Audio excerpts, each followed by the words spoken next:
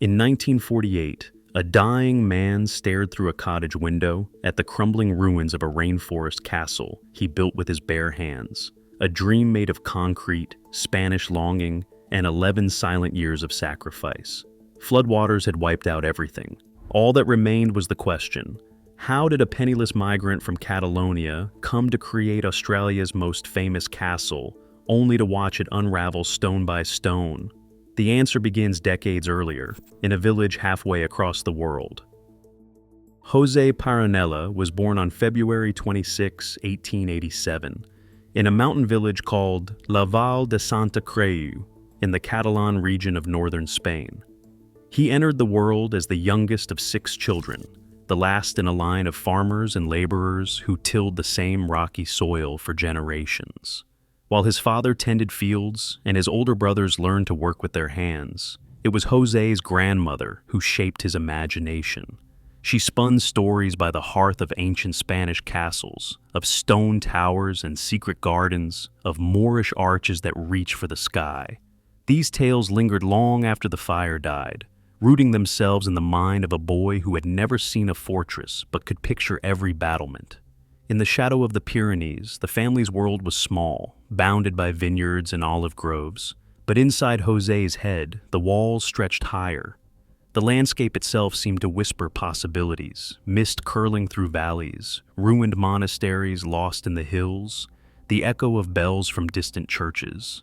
He listened to his grandmother describe the castles of Catalonia, their stories of conquest and endurance, and he found himself tracing their outlines in the dust. While his siblings accepted the rhythms of rural life, José watched the horizon and dreamed of building something that would endure beyond the seasons. His father, Pedro Paronella, was a practical man. He recognized the restlessness in his youngest son and tried to anchor him with a sense of duty. When José neared adulthood, Pedro arranged for him to marry a neighbor's daughter, Matilde Soler. The match was intended to keep the family's fortunes secure, to tie José to the land and its traditions. But the world outside was changing. By the turn of the century, stories of distant continents and fortunes to be made had reached even the most remote Catalan villages. Australia, with its promise of work and land, shimmered on the edge of possibility. José's childhood was marked by longing for adventure, for greatness, for a future not yet written. The memory of his grandmother's stories worked on him like a secret map, guiding him toward a destiny that no one in his family could have foreseen. The village, the fields, and the arranged engagement would soon become memories themselves, left behind as José set his sights on a world far beyond the mountains of his birth. José Paronella stepped onto the wharf at Sydney on July 24, 1913, carrying little more than a suitcase and the memory of promises made in Catalonia. He was 26 years old, unable to speak a word of English, and knew no one on the continent. The sugar fields of far north Queensland were hungry for labor. Within weeks, José found himself wielding a cane knife under a sun that burned through his shirt and blistered his hands raw. The work was relentless, 12-hour days, sweat pooling in his boots, the air thick with mosquitoes, and the sweet rot of crushed cane. But José was not content to remain a laborer. He watched the overseers, learned how the fields were bought and sold. He saved every penny, living in rough timber camps and eating little more than bread and onions. When he had enough, he purchased his first farm, a patch of land outside Innisfail. He toiled through the harvest, cleared the scrub, and sold it at a profit. Then he did it again. 12 times over 11 years, he bought, improved, and sold cane farms, each transaction stacking a few more pounds in his account. He ventured into tin mining in the Atherton tablelands, hiring men to dig while he managed the accounts. The profits grew, and with them, his reputation among the migrant communities. The money came at a cost. José never wrote a single letter home to Matilda, the woman he had pledged to marry before leaving Spain. He hated writing, and the silence stretched from months into years.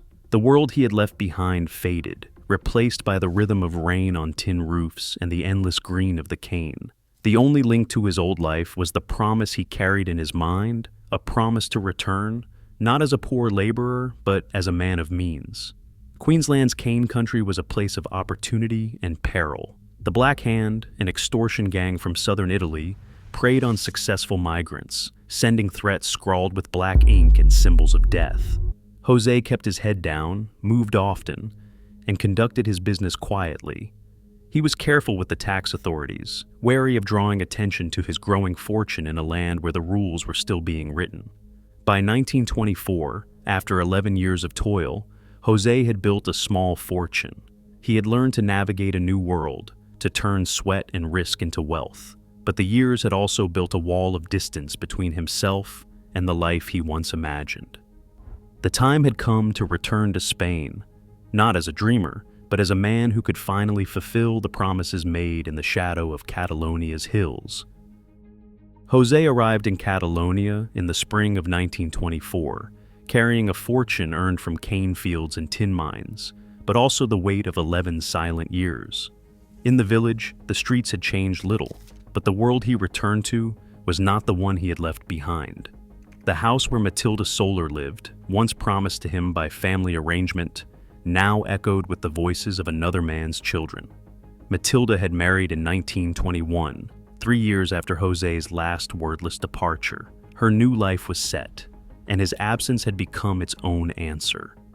In small towns, family honor is a fragile thing.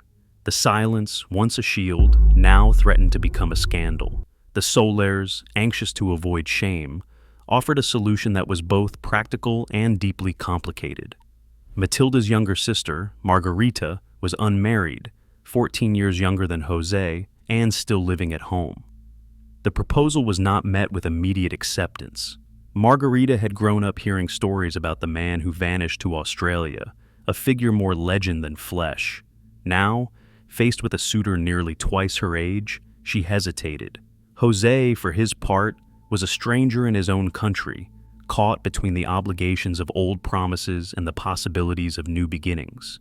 He spoke of Australia in vivid detail, the heat of the cane fields, the wildness of the rainforest, the vision of a castle by a waterfall. He painted a future built not from custom, but from ambition, a partnership forged in exile. The wedding took place in 1925, a modest ceremony attended by family who understood that appearances mattered as much as affection. There is no surviving letter, no diary entry to reveal what Margarita truly felt as she left her village behind. In the stories handed down, some say she agreed out of duty, others that she was swept up in José's dreams. The truth is lost, somewhere between the lines of family memory. What is certain is that José and Margarita boarded a ship bound for Australia in the months that followed, carrying little more than a trunk, a marriage certificate, and the fragile hope that a new life could be built on the ruins of an old promise. Their partnership began not with romance, but with an uneasy alliance, a pact shaped by the customs of a Catalan village and the uncertain promise of distant land. Margarita would become not only José's wife, but his collaborator, confidant, and the quiet witness to all that would follow. The decision set the course for everything that came next.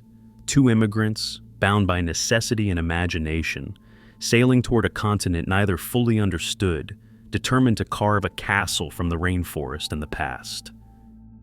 In the wet season of 1914, a young man stood at the edge of a rainforest clearing, boots sinking into mud, eyes fixed on the roar of falling water.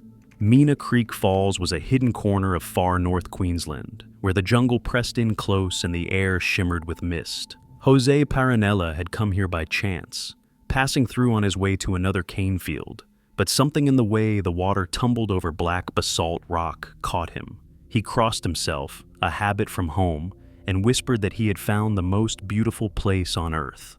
The dream that had lived in his head since childhood, of stone towers and secret gardens, suddenly had a face, carved by the river and shaded by ancient trees. 15 years would pass before he could return. The world had shifted beneath his feet, fortunes built and lost, a marriage arranged and rearranged, the long silence of exile. But the memory of the falls held steady, a promise waiting in the green heart of the north.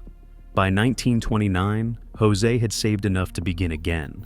He sought out the land's owner, August Coppin, and made his case standing beside the same waterfall. The negotiations were brief. For 120 pounds, every pound earned from years of sweat and risk, José purchased 13 acres of untouched rainforest, the deed signed and sealed. The land was not just a parcel on a map, it was a canvas, bordered by the tumbling creek on one side and dense jungle on the other, with the falls as its crown. He declared it perfect, a place where the wildness of Australia could be shaped by the memory of Catalonia. The falls would become the heart of everything he built. The sound of water would echo through every room. The spray would feed gardens and moss, and the view from the highest tower would always be the curtain of white that first called him. The rainforest was thick with strangler figs and vines, the ground littered with stones and fallen branches. There were no roads, no clearings, nothing but the endless green and the challenge of turning wilderness into vision. Yet, José saw only possibility. The land was both obstacle and invitation, a test of will, a chance to build something that would outlast him. The legal transfer in July 1931 marked the true beginning. From that moment, every stone hauled, every path cleared, every plan drawn on scrap paper would be in service of the falls. The site was no accident of geography. It was a chosen destiny. The waterfall was not just a backdrop, but a living character in the story, a force as constant and unpredictable as time itself. With the deed in his hand and the future unspooling before him, José stood once more at the edge of the water, ready to begin the long work of turning dream into stone. Rainforest pressed close on all sides as José Paronella began the work that would define his life. There were no blueprints, no hired crews, and no formal training to guide him. The first task was to carve order from chaos. Machete in hand, José cleared a path through the tangled undergrowth, marking out the ground where his vision would take root. Every stone, every board, every handful of earth was moved by human effort, often his own, sometimes with help from local farmers or laborers paid by the day. He sourced sand from the creek below, scooping it into buckets and hauling it up the slippery bank. Timber came from trees felled on the land itself, cut and shaped with saws that dulled quickly in the wet. Cement arrived from Germany in heavy sacks, carried over rough tracks and mixed by hand in battered tubs. For reinforcement, José scavenged lengths of discarded railway track, embedding them deep into the concrete to give the structures a strength that would defy the elements for decades. The first major feature to rise from the mud was the grand staircase. 47 steps cut a straight line up the slope, each one poured and shaped by hand. It became the backbone of the park, a physical testament to the scale of the ambition. José used the staircase not just for visitors, but as a work ramp, hauling sand, gravel, and timber up and down, day after day. The concrete surface still bears the whorls and ridges of his fingerprints, pressed into place before the mix fully set. These marks remain, silent signatures of the man who refused to let anyone else define the pace or the quality of his dream. Progress was measured in inches and aches. Rain turned the site to clay and slowed the work, but José pressed on. The first building to take shape was a modest stone cottage overlooking the falls, its walls thick enough to keep out the damp. On Christmas Eve, José and Margarita moved in. No ceremony, just the satisfaction of shelter after months of labor. From this vantage point, every structure that followed could be surveyed, every new idea tested against the reality of the land. The process was relentless and deeply personal. José mixed concrete in small batches, often working late into the night by lantern light. He fashioned balustrades, bridges, and garden walls from the same simple materials, improvising as he went. When supplies ran low, he scavenged or bartered. Nothing was wasted. The park grew not as a single grand gesture, but as 1,000 small acts of persistence and adaptation. Each curve of a staircase, each ornamental pot, each archway bore the mark of hands that refused to give up. In the end, the durability of Paronella Park came not from imported expertise or modern machinery, but from the obsessive attention of its builder. The rainforest, the river, the stone, and the sweat of a single man combined to create a place where ambition was measured in concrete and memory was set in the very fabric of the walls. Concrete towers rose from the tangled green, their lines borrowed from Moorish palaces José had only seen in storybooks. Paronella Park took shape as a Spanish fantasy, its arches and balustrades softened by moss and the constant drift of rainforest mist. José designed every detail himself, drawing from memory and childhood tales, curves that caught the sun, turrets that looked out over the falls, bridges that seemed to float above the ferns. The grand ballroom became the heart of the complex, a vast open hall with high ceilings and a polished floor that reflected the flicker of lanterns. Hundreds could gather here for dances or films, the air thick with the scent of wet earth and eucalyptus. At the center of the ceiling hung a mirror ball, studded with 1,270 tiny mirrors, spinning slowly as colored spotlights turned the room into a snowstorm of light. When the generator hummed to life, blue and pink patterns scattered across the walls and faces, a spectacle that seemed impossible so far from any city. Electricity was the true marvel. In 1933, José built North Queensland's first private hydroelectric plant, channeling the force of Manna Creek Falls through a purpose-built aqueduct in a 30-foot drop. He installed a turbine and generator, guided only by the advice of mill engineers and his own stubborn logic. The current from the falls powered everything: lights in the gardens, pumps for the fountains, refrigeration for the cafe, and the projector that threw images onto the ballroom's silver screen. At a time when most rural properties relied on kerosene lanterns, Paronella Park burned with electric light deep into the night. The falls themselves became part of the show, illuminated from below so that water glowed white against the blackness, drawing visitors from miles away to see the jungle transformed by human will. Every corner of the park revealed another invention.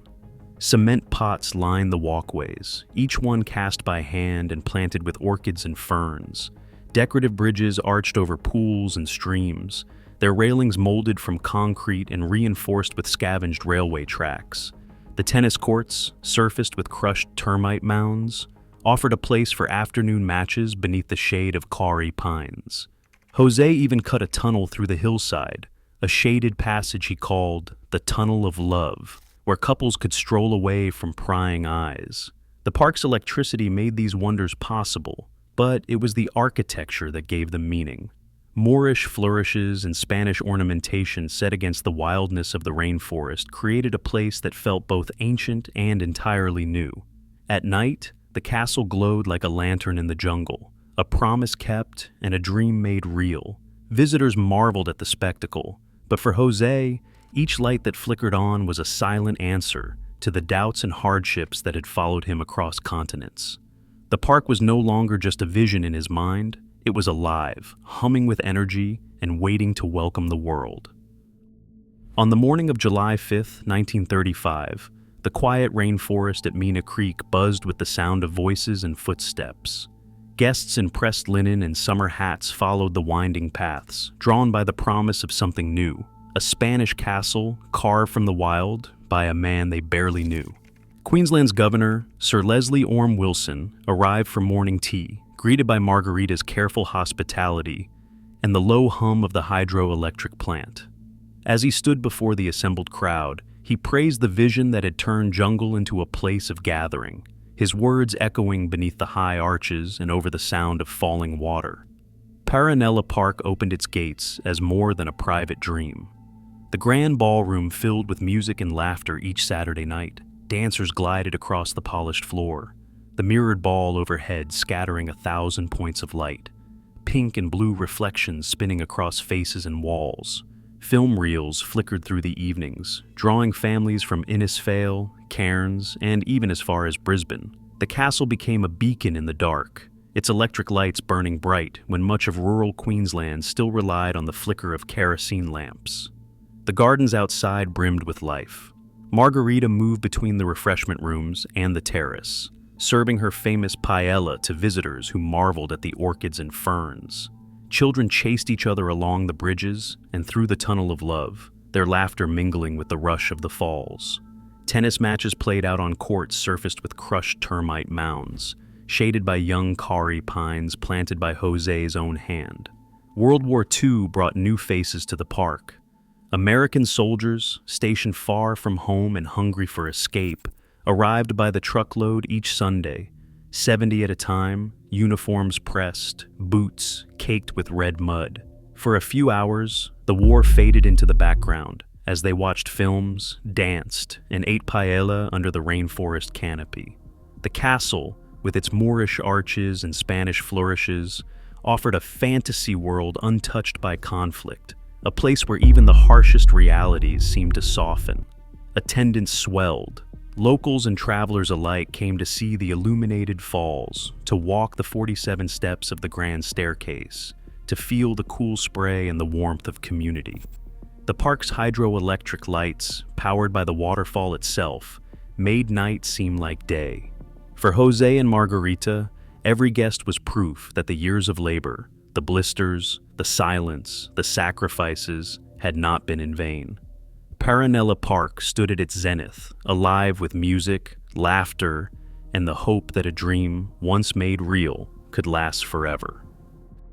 February 1946 brought a wet season that began like so many others, with the steady drum of rain on the castle's concrete walls and the river rising by inches each hour.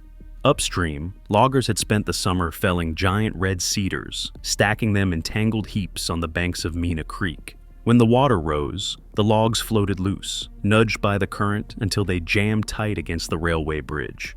For a few tense hours, the falls fell silent. The creek behind the bridge swelled into a lake, the weight of water and timber pressing against steel and stone. No warning came.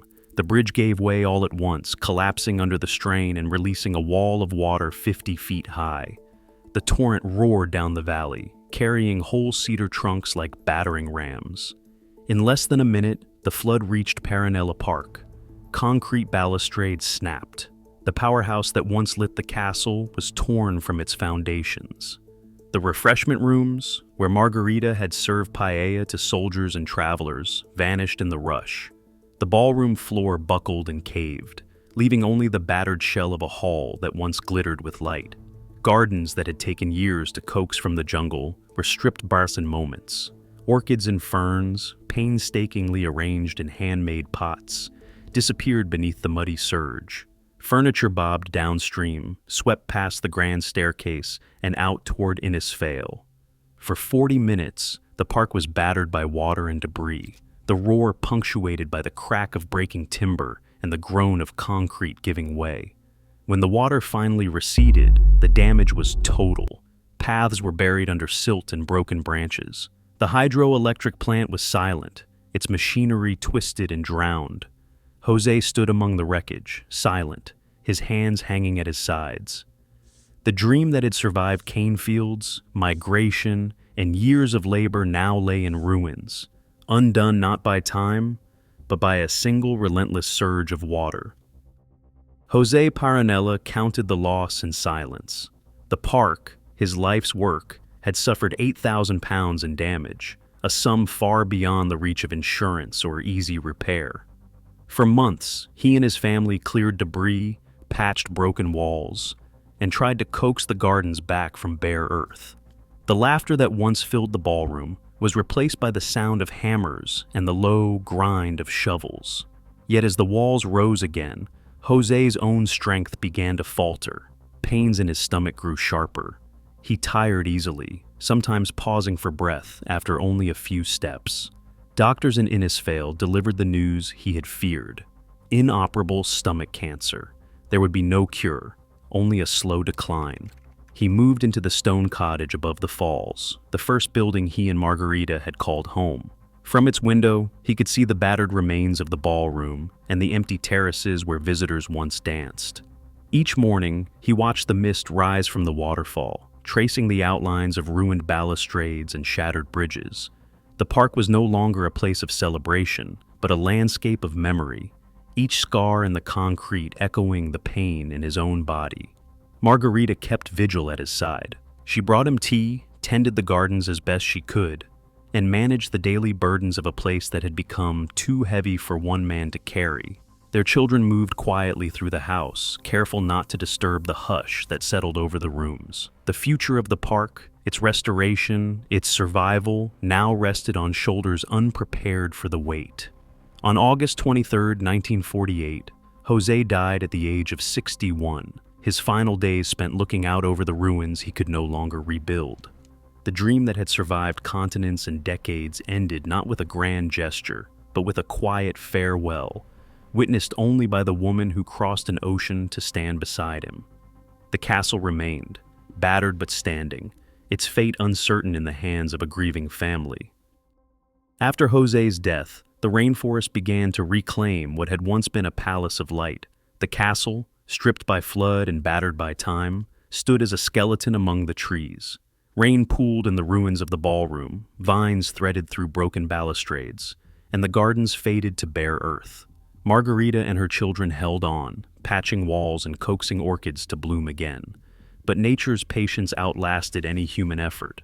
The park endured 3 more floods in 1967, 1972, and 1974, each one washing away a little more of what José had built.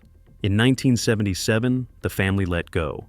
The property changed hands, and 2 years later, fire gutted the castle, leaving only the stone shell and the tower. When Cyclone Winifred tore through in 1986, the jungle closed in for good. Paths vanished beneath strangler figs, and the sound of the falls became the only constant in a place that once echoed with music. For nearly a decade, Paronella Park slept beneath a canopy of green. Locals whispered about the lost castle, but few dared the tangled tracks. The dream seemed buried, another ruin swallowed by the tropics. Then, in 1993, a couple from the city, Mark and Judy Evans, stumbled upon the site during a caravan holiday.